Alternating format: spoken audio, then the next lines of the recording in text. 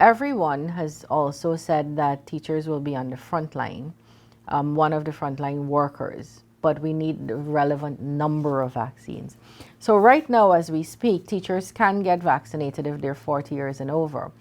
But I am aware that we are working to get vaccines into the country where we would be able to vaccinate all teachers, whether 40 years or over or under, so that we could treat teachers as a special category so that we could try to reopen schools as early as possible. So that would be how we are treating with the teachers. We are ready logistically. We have issued to all teachers letters that would be able to identify them, assuming an announcement is made tomorrow that we're going to treat teachers as a special category regardless of their age. A 20-year-old teacher walking into a vaccination center will have a letter issued by the government of Guyana, either through their head teacher or department, that says, I'm a teacher with this ID number and here's my ID card. And so the teacher ought to have no trouble.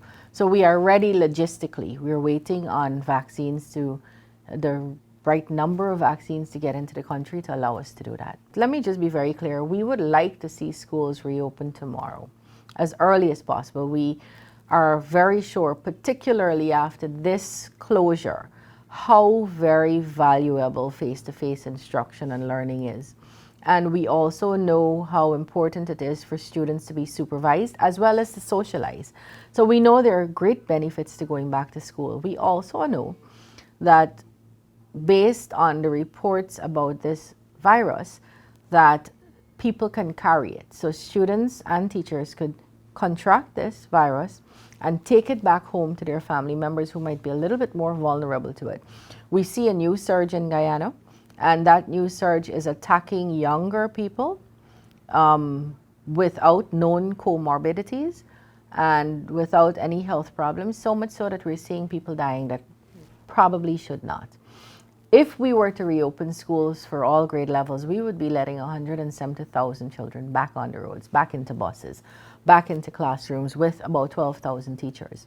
So you're talking about a large number of people there that will most likely contribute to community spread. And even if the children themselves do not get severely sick, and we pray God that no child does, then we could see them transferring and transmitting this virus. And if the new variants have been reported to be viruses that are more easily transmissible, we don't know what is here and what isn't here. So the Ministry of Health is being cautious, and I don't think overly cautious. I mean, we see the numbers rising, we see the numbers of deaths rising, and so we want to make sure we do the right thing, the safe thing. And so this is one time when the reopening of schools will not be up to the Ministry of Education. It is up to the Ministry of Health and what they see as the trajectory of this disease and this virus, and for them to tell us whether it's safe or not to go back to school. Have you been able